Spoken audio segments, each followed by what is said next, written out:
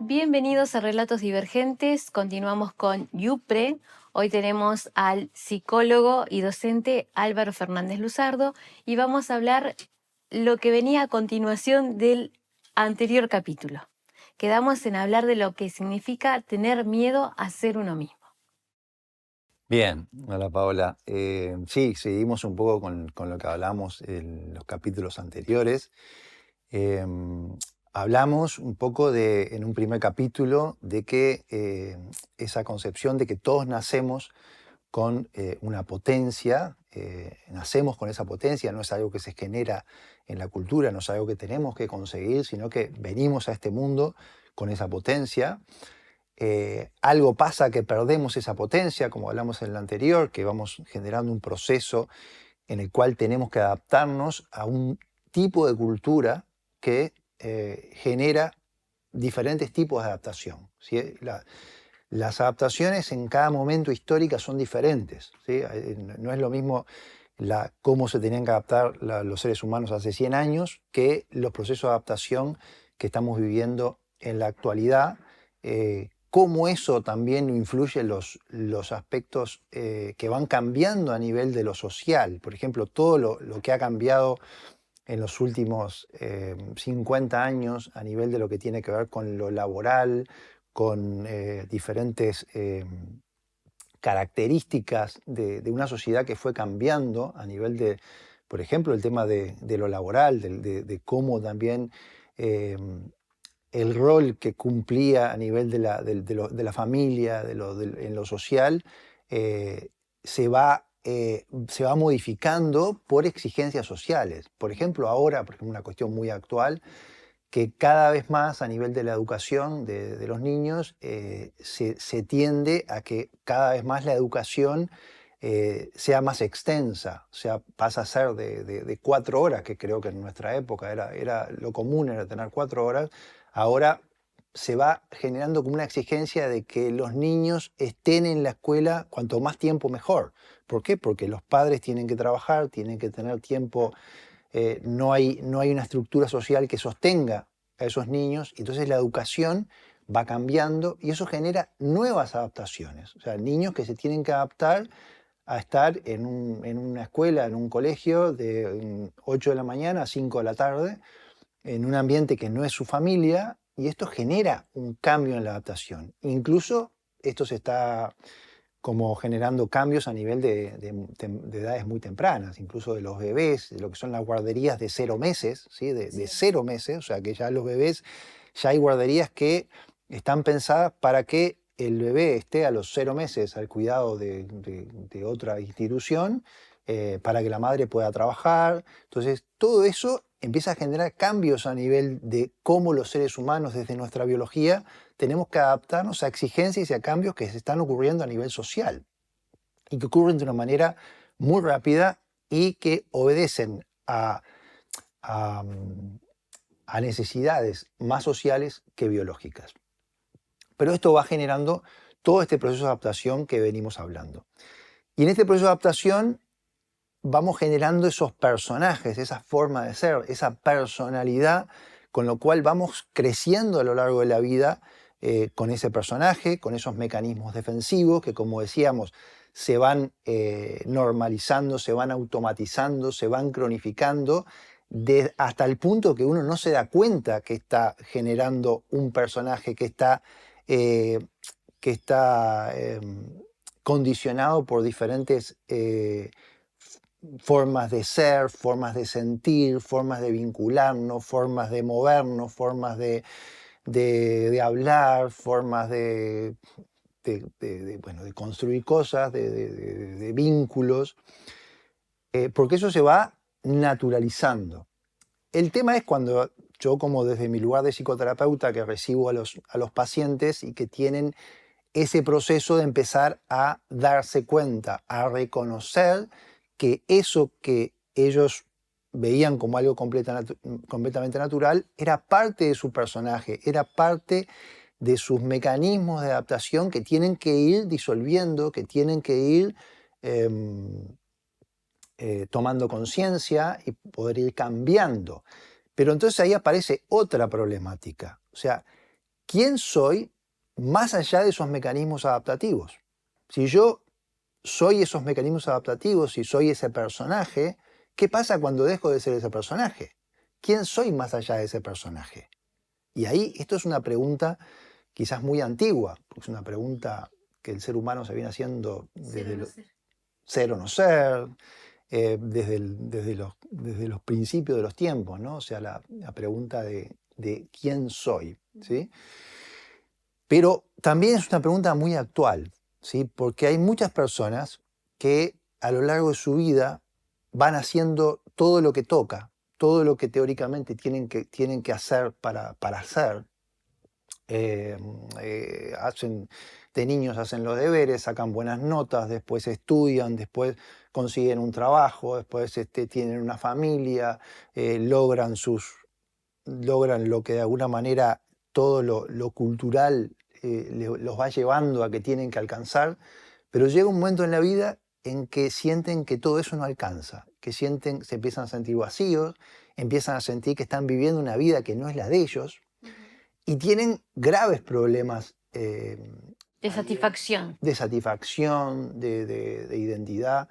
Este, y generalmente en edades más o menos de la crisis de los 40, de los 50, que es realmente uno empieza a tener crisis vitales porque siente que todo lo que hizo en realidad no sabe para qué lo hizo ni quién lo hizo. O sea, si realmente hice lo que yo quería o hice lo que seguí mandatos o hice cosas que yo creía que tenía que lograr. Incluso creo haber sentido personas mucho más jóvenes que se sienten insatisfechas. O sea, antes veíamos la crisis de los 40 y los 50, pero ahora hay personas jóvenes que están estudiando y ya consiguieron un futuro o están encaminados y aún así sienten, no sé quién soy o no me siento satisfecho. Le pasa a personas jóvenes también hoy en día. Sí, sí, es verdad lo que decís, es muy cierto y es muy interesante. Quizás también es un reflejo un poco del cambio social y del cambio y de la velocidad de los mecanismos de adaptación que quizás empiezan antes en la vida actualmente y que ya tiene consecuencias en personas más jóvenes. Quizás antes, quizás esa potencia vital de la que hablábamos, quizás se mantenía por más tiempo y quizás ahora eso se está perdiendo antes en la vida. O sea, porque los procesos de adaptación quizás son más exigentes actualmente. Entonces podemos decir que para no ser unos inadaptados sociales, tenemos que adaptarnos a lo que la sociedad espera de nosotros. Espera muchas cosas a lo largo de la vida. Ujú. Sí, y a ver, y en esta adaptación yo creo que también aparece un fenómeno social que es muy importante, que condiciona mucho el proceso de adaptación y el proceso de cómo y por qué los seres humanos nos adaptamos, ¿sí? Y hay una característica de nuestra sociedad, de nuestra cultura, que tiene que ver con cómo percibe o cómo nos hace percibir el hecho de que para ser nosotros mismos, para ser nosotros, para ganarnos el derecho a ser en esta cultura, en esta sociedad, debemos atravesar una serie de pruebas, una serie de, sí, de pruebas y habilitaciones que dependen de otros que nos habiliten, ¿sí? Que nos den esa habilitación, ¿sí?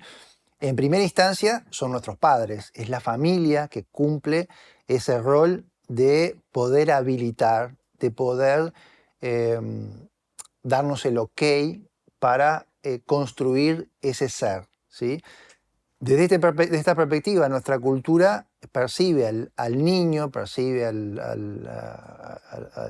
individuo humano cuando nace, de que llega a este mundo, como una hoja en blanco, ¿sí? Como algo que no es, sino que la cultura le va a ir generando, imprimiendo y habilitando para que se convierta en un ser social habilitado por ese grupo social. Entonces, vivimos en ese juego, ¿sí? de tener que cumplir ciertas pruebas, ciertas exigencias a lo largo de la vida para que nos vayan aceptando y que nos vayan aceptando nuestro ser. Por ejemplo, hay otras culturas que funcionan de una manera totalmente diferente. Por ejemplo, hay culturas indígenas, culturas de tribus africanas, que la forma social es totalmente diferente porque ellos desde el inicio de la vida generan un ritual cuando nace un niño o una niña y ya les dan la bienvenida a esa sociedad, a ese grupo, habilitando ese ser, que puede llamarse pluma blanca, puede llamarse Uctumbú, pero que ya ese ser va a ser pluma blanca desde que nace hasta que muera. O sea, no tiene que hacer nada para ser pluma blanca.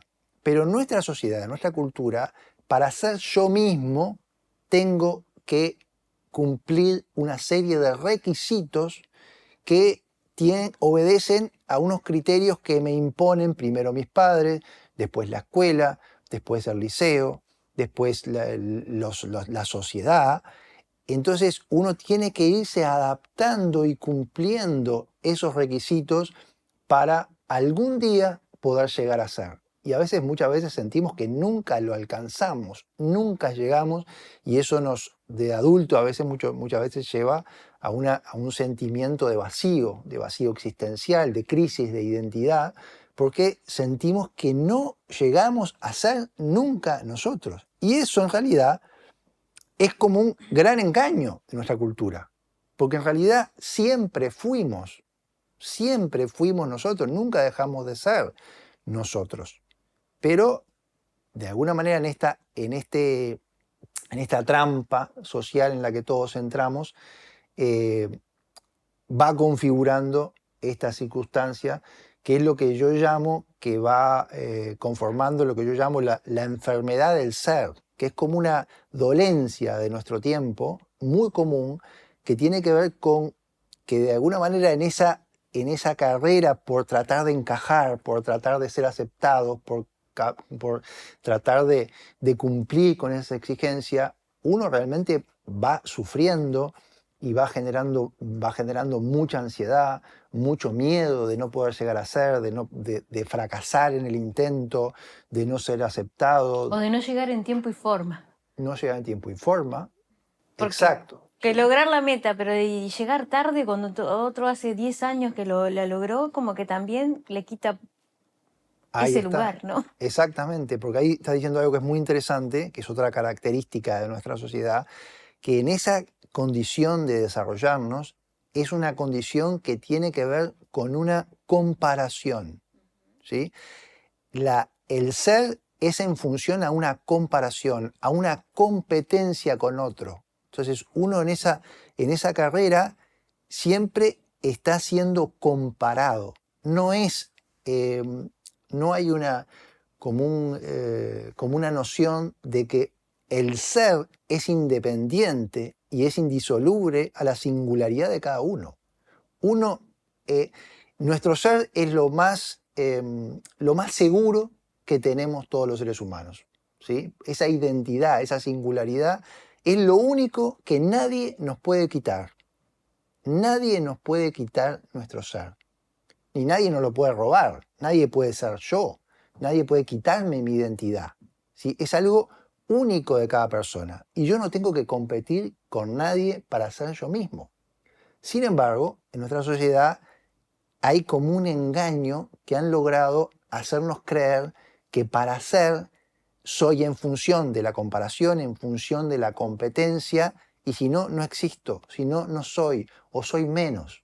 Entonces, eso es una gran confusión que de alguna manera tiene un sentido, obviamente, porque nuestros padres primero lo hacen para poder que los niños les hagan caso, pero la sociedad también lo hace para poder controlar, ¿sí? Y para poder manipular. Esto ha llevado a que en esta sociedad actual, como dice Byung-Chul Han en su libro La sociedad del cansancio, que estamos en la sociedad del rendimiento, de que estamos por un lado, como una ilusión de que somos libres, de que podemos hacer todo lo que queremos, Pero por otro lado eso nos lleva a una exigencia y a un cansancio y a un agotamiento, porque sentimos que nunca es suficiente lo que hagamos para poder competir y poder llegar a esos estándares que uno ve a veces en las redes, en el mundo de lo virtual, que todo es perfecto, que todo es posible. Entonces uno se agota tratando de llegar a ser. Y eso es un agotamiento que en el fondo no tiene sentido, porque uno algún día podría descubrir que en realidad uno no tiene que hacer nada para ser. Y eso es un poco quizás lo más determinante un poco de poder darnos cuenta de esto, ¿no? ¿Con qué vamos a seguir el siguiente capítulo? Bueno, siguiente capítulo vamos a hablar del concepto de desarrollo, ¿sí? Que quizás está a veces malentendido, y el potencial que tenemos los seres humanos para poder desarrollarnos a lo largo de toda la vida. Muy bien, así entonces los invitamos al siguiente capítulo.